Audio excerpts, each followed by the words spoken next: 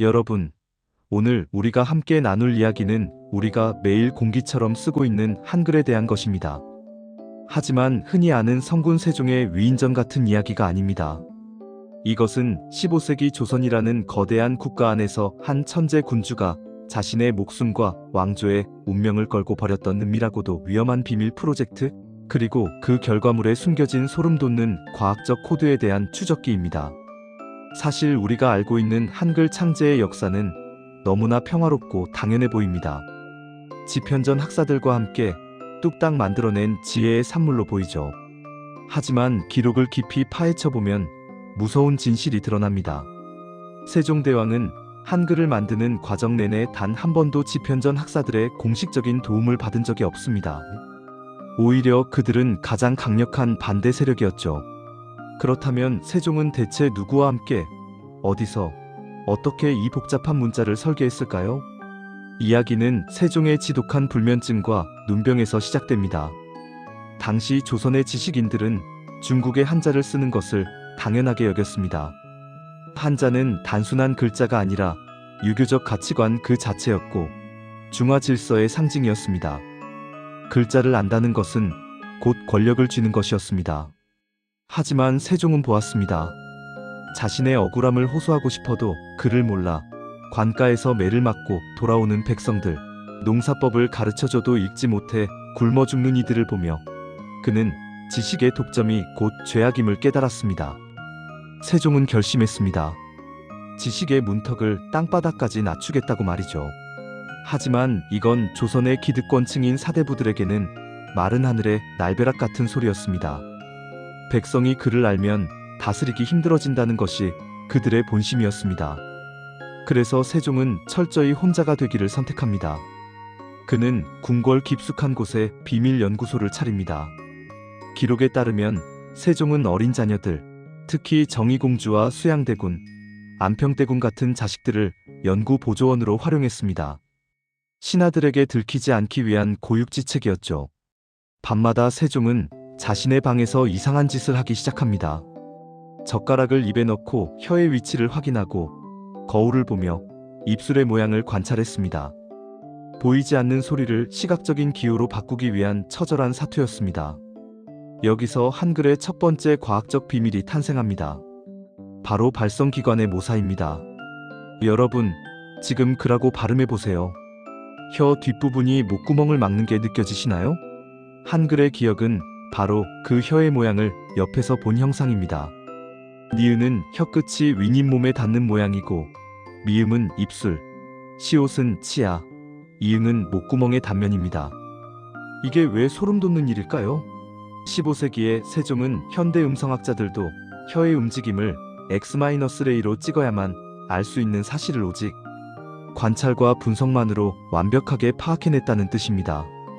한글은 세상에서 유일하게 글자 자체가 그 글자를 읽는 매뉴얼인 문자입니다. 글자의 모양을 보면 입안 어디를 어떻게 움직여야 할지 답이 나옵니다. 하지만 세종은 여기서 만족하지 않았습니다. 그는 소리의 세기까지 데이터화하고 싶어 했습니다. 기억보다 조금 더 거센 소리인 키읔을 만들 때 그는 새로운 글자를 고안하는 대신 기억에 획을 하나 더했습니다. 가획의 원리입니다. 이는 현대 컴퓨터 공학에서 말하는 모듈화와 정확히 일치합니다. 기본값에 옵션을 추가해 새로운 출력값을 얻는 방식이죠. 전 세계의 어떤 문자도 소리의 성질과 모양이 이렇게 논리적인 인과관계로 연결된 사례는 없습니다. 세종의 연구가 깊어질수록 신하들의 눈초리는 매서워졌습니다. 세종이 병을 핑계로 정사를 멀리하면서까지 매달리는 일이 대체 무엇인지 의심하기 시작한 겁니다. 최만리를 비롯한 집현전 학사들은 세종의 방문 앞을 지키며 통곡했습니다.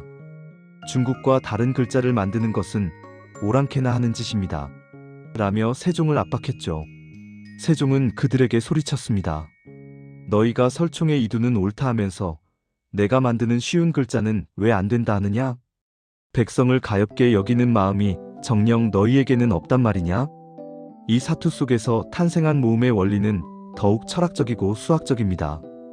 하늘의 둥근 모양, 땅의 평평함은 서 있는 사람이 일하는 단 세 가지의 요소로 세상의 모든 모음을 조합해냈습니다. 이건 현대 디지털 세상의 이진법이나 대칭 구조와 소름 끼치도록 닮아 있습니다. 점이 선의 안쪽에 있느냐 바깥쪽에 있느냐에 따라 소리의 방향이 결정되는 대칭 논리는 600년 뒤 스마트폰 자판에서 천지인 원리로 완벽하게 부활했습니다. 하지만 세종이 숨긴 가장 무서운 비밀은 바로 조합에 있습니다. 한글은 자음과 모음을 일렬로 늘어놓는 것이 아니라 하나의 네모난 틀 안에 초성, 중성, 종성을 쌓아 올립니다. 모아쓰기라고 하죠. 이건 시각적으로 한눈에 단어의 의미 단위를 파악하게 함으로써 뇌의 정보 처리 속도를 비약적으로 높여줍니다.